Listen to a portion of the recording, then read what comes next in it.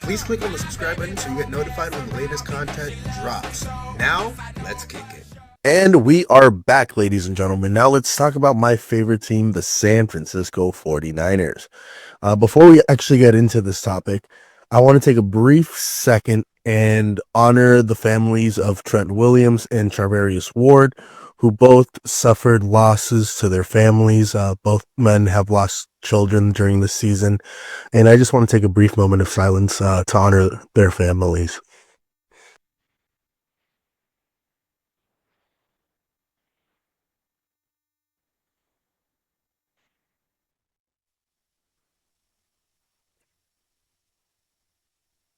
Prayers to the Williams and Ward families.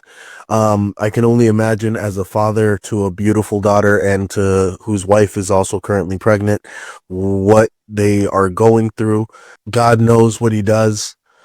He tests all of us, and this is just another test that he has bestowed upon you, gentlemen, that I know you will be able to overcome. Now, with that being said, ladies and gentlemen, let's talk about my San Francisco 49ers.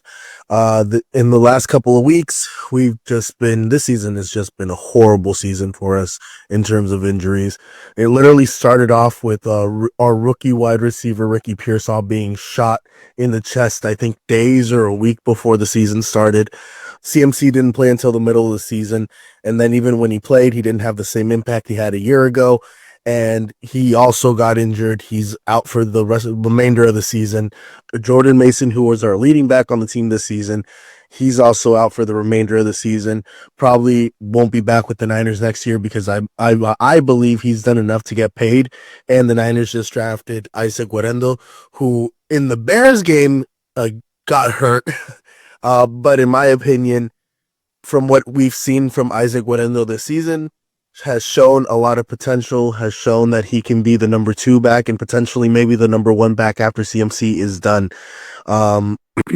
Yes, it's the style of offense that the San Francisco 49ers run, but against the Buffalo Bills, something that stood out to me was Ricky Pearsall and Isaac Guerendo were in the backfield with Brock Purdy, and Juwan Jennings having a tremendous season. I hope he doesn't hold out during the offseason trying to get paid, trying to get more money, because I want the team to come back next year just focused on trying to win a championship. And realistically, when you put up the numbers and when you put up the statistics that Juwan Jennings has put up, you tend to get paid. You tend to want to get paid. You want to secure your long-term future. So maybe he's a trade piece for the offseason, but who knows? Realistically, I know this team is going to look drastically different next year, with potentially Debo, Hufanga, Jordan Mason, Dre Greenlaw, Charvarius Ward, Aaron Bakes, and Colton McKivitz, possibly even George Kittle and Kyle Juszczyk, and probably Javon Hargrave, realistically, because he is an older player who is injured. Realistically, all of them might be out. I could see Niners trying to find a way to re-sign George and hopefully Kyle, core piece. I would love it if we could keep Debo. The reason why I would love to keep Debo is because he stands up for Kyle. He is the true leader, I believe, in the locker room for the San Francisco 49ers. And I would hate to lose a player like Debo who is an influence to an extent. Now, I don't know how they can make the salary cap work. Right now, I think they have $26 million available for next year's salary cap. So in John Lynch, I trust. And I'm not saying George takes a pay cut because he deserves to get paid, but I would love it if he did help us out a little bit. I know Brock is going to be looking for a contract next year. I know realistically Huff, who I love, who I think should be back with the San Francisco 49ers next year, might not be re-signed, especially because of his injury history. And realistically, Malik and Jair Brown have both played tremendously, and I think that's potentially going to be the future safety core group going forward. I think both of them have Pro Bowl level talent or all-pro talent. Malik has come in and killed it.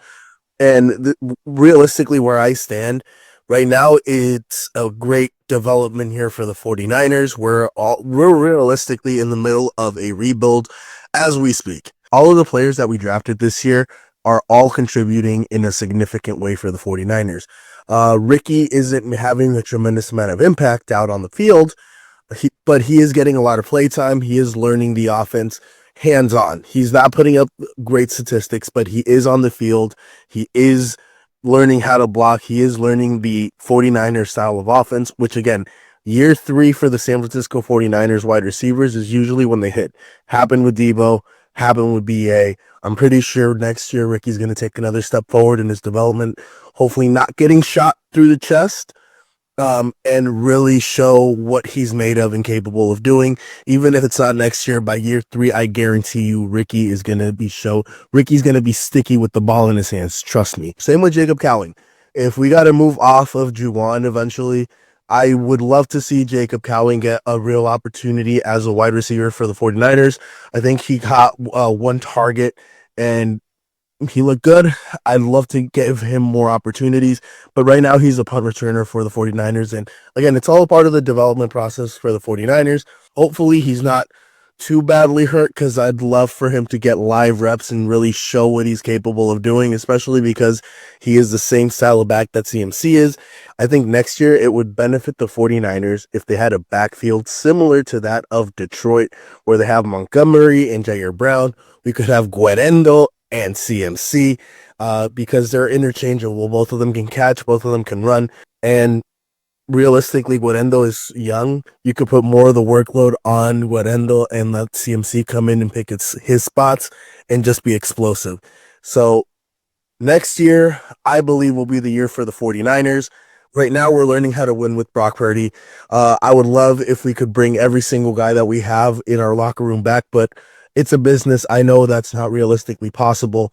But again, core factors, core pieces like Debo, like George, like Kyle, who are the faces and the identity for the San Francisco 49ers, I would love to see back. Debo, realistically, he's probably going to be out, but because he stands up for Kyle, because he's really bought into the San Francisco 49ers way of life, I would love it if Debo could be back next year. But because we have, I think, only $26 million, realistically, he might be a cap casualty. I'm excited for the 49ers future. Faithful, be happy, because you're getting to see what the future is going to look like. And realistically, I think the future is bright. These are a bunch of young guys, a bunch of young talent that's developing, especially because I believe next year, Brock is going to be similar to what he was when he started his NFL career. Again, it's his second full year starting. We've been bitten by injury. I'm surprised he hasn't gotten hurt, because Jimmy G, a couple of seasons, and like every other year, got hurt. Trey Lance, every other year, got hurt. So far, Brock, he got hurt his rookie year. Yes, he missed the game, but Matthew Stafford misses games almost every other year as well. So I'm just saying, in the Niners, I trust. Faithful, be happy. And shout out to the families of Trent Williams and Charvarius Ward, who had losses, and I are just on top of how the NFL season has gone. I can only imagine what it's like at home right now. So prayers out. Faithful, be happy, love each other, and yeah, we'll be right back. Guys, have you heard? Nelson, tell the people. Shady Mob Productions is an official affiliate of HBO Max. Click on the link in the description and sign up so you can watch hit series like Hard Knocks, Game of Thrones, and House of Dragons. Also, don't forget to hit the subscribe button so you can be notified when the latest content drops.